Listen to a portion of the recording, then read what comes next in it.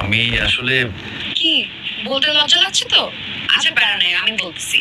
দোস্ত, সে মাছের ব্যবসা করে, ওর বাবা সহ বাজারে মাছ বিক্রি করে। মাছ বিক্রি করে? এই জন্য তো ওনার শরীর থেকে মাছের গন্ধ আসতেছে। সুইটি, তুই একটু জেলের ছেলেকে বিয়ে করতে চাচ্ছিস? আরে সমস্যা কি? সুইটি যদি এই জেলেটাকে বিয়ে করে তাহলে আমরা কম দামে মাছ কিনতে পারবো। আরে দাম দিয়ে মাছ কিনতে হবে কেন? ভাইয়া তো তার শালিদেরকে ফ্রিতেই মাছ দিবে। সুইটি, তুই এই জেলে ছেলেকে বিয়ে করলে তোর আর বেকার থাকতে হবে না, তুইও তার সাথে মাছ বিক্রি করতে পারবি।